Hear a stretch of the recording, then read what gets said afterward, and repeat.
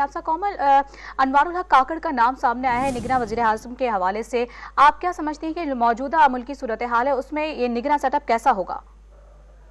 बहुत शुक्रिया। मैं समझती हूँ अनवारुल हक काकड़ साहब जो हैं वो ऑब्वियसली जिस हवाले से उनकी पार्टी से जिनसे मुंसलिक हो रहे हैं, यही मालूम पड़ता है कि वो एक काफ़ी एक्सेप्टेबल शख्सियत हैं, बिलखुसूस इस्टेब्लिशमेंट के हलकों में। तो ये उनका नाम सामने आना बहुत सारे लोगों के लिए वाकई ही एक ब्रेकिंग न्यूज़ थी। इफ्तिखार शराई साहब भी और मुझे भी आज मौका मिला प्राइम मिनिस्टर साहब के फेयरवेल पे, उन्होंने कुछ सहाफ़ियों को आज, काफ़ी सारे सहाफ़ियों को आज मदऊ किया हुआ था। तो वहाँ पर भी तब तक भी सब बहुत क्लूलेस थे। तो इस बात का इजहार एक मौके पर वहाँ पर हुआ कि हम सब के लिए ब्रेकिंग न्यूज़ होगी जिनका नाम सामने आएगा। तो आई थिंक काकड़ साहब का नाम उस तरीके से उन नामों में गर्दिश भी नहीं कर रहा था जिनका हम जिक्र करते रहे हैं।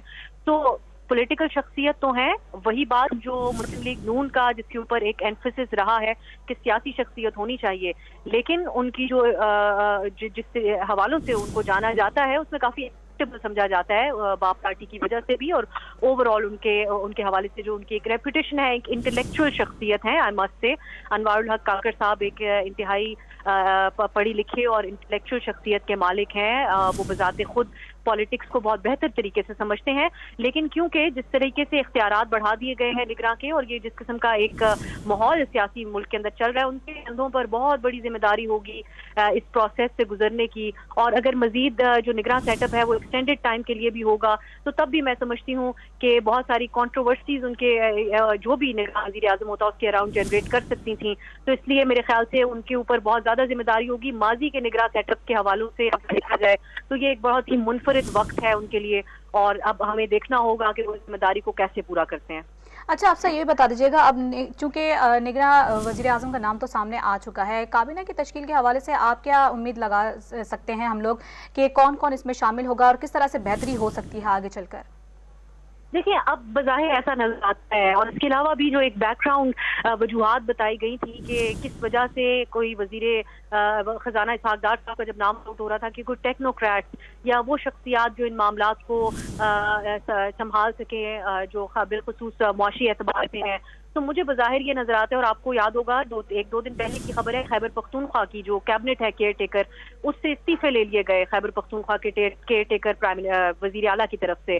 तो उससे भी बज़ाहिर नजर आता है कि शायद कोई जो विफाक के अंदर सेटअप आएगा, जो इनकी कैबिनेट बनेगी अनवारुल हक काकड़ साहब की, उसमें भी हमें टेक्नोक्रेट शायद ज्यादा नजर आए, और उसी हवाले से शायद खैबर पख्तूनख्वा की अब भी कैबिनेट जो है वो सूबाई कैबिनेट वो भी तश्कील पाए। तो अब एज ऑफ नाउ जब हम और आप बात कर रहे हैं और अनवारुल हक काकड़ साहब के हवाले से खबर कंफर्म हो चुकी है, तो बज़ाहिर ऐसा नजर आता है कि इनकी कैबिनेट भी टेक्नोक्रेट के ऊपर मुश्तमिल होगी। अच्छा, अब साहब, जैसे कि इनका नाम सामने आया उसी के साथ ही पीपल्स पार्टी की जानिब से तहफ़्फ़ुज़ात भी सामने आए, जैसे कि वज़ीर ख़जाना गुज़िश्ता दिनों देखा गया था कि उनका नाम भी गर्दिश कर रहा था इसहाक डार को लेकर, तब भी उनकी जानिब से तहफ़्फ़ुज़ात सामने आए थे। तो अब चूंकि ये इत्तेहादी हुकूमत ख़त्म हो गई तो आगे बढ़कर इनके जो इख्तिलाफ़ात हैं वो भी सर उठाने लगेंगे, आप क्या देख रही हैं? बिल्कुल ऐसा नजर आता है, बल्कि अगर आप देखें एक पैटर्न चल रहा है। ये तो निगरां वजीर आजम की बात है, इससे पहले भी आखिरी जो खिताब अपना वजीर खारजा बिलावल भुट्टो साहब ने किया, उसमें भी बज़ाहिर ऐसा नजर आ रहा था कि वो कुछ चीज़ों से अपने आप को डिस्टेंट कर रहे हैं। अगर आपको याद हो, उन्होंने असेंबली में कहा कि हम बहुत सी चीज़ें 16 महीने के अंदर इदारों को उनके डोमेन में रखने के हवाले से नहीं कर सके हैं। तो उसमें भी नजर आ रहा था कि किस किस्म का माहौल पीपल्स पार्टी इलेक्शंस के लिए बिल्ड करना चाह रही है, कुछ चीज़ों पर रिग्रेट और कुछ इस किस्म का एक इम्प्रेशन देना कि हर चीज़ हमारे कंट्रोल में नहीं थी, तो कुछ डिस्टेंट करना अपने आप को चीज़ों से। इसी तरीके से खुर्शीद खान साहब ने अनवारुल हक काकड़ साहब के ऊपर जिस तरीके से भी आपने बताया कि एतराज़ किया है, तो मुझे बज़ाहिर ऐसा नजर आता है कि पीपल्स पार्टी बहुत से ऐसी चीज़ें हैं जिनके ऊपर अब ओपनली हॉल में जाते हुए इख्तिलाफ करेगी और अपने आप को बहुत सी चीज़ों से डिस्टेंट करने की कोशिश करेगी। लेकिन अब क्योंकि इनका नाम फाइनलाइज हो गया है, तो let's see how they go about it now. अच्छा, अब से ये बताएगा जो मुल्की सियासी माहौल इस वक्त बना हुआ है और निगरां सेटअप भी तकरीबन आ चुका है, तो क्या आपको लगता है कि इलेक्शन के हवाले से ये उम्मीद लगाई जा सकती है कि बर वक्त इलेक्शन कराने में ये कामयाब हो जाएगा निगरां सेटअप? ये भी वक्त होगा, क्योंकि अभी जो पहले हुकूमत मौजूद थी वो बहुत खुलकर अपने अज़ाइम और अपनी ख्वाहिशात का इज़हार मुख्तलिफ अंदाज में करते आए हैं।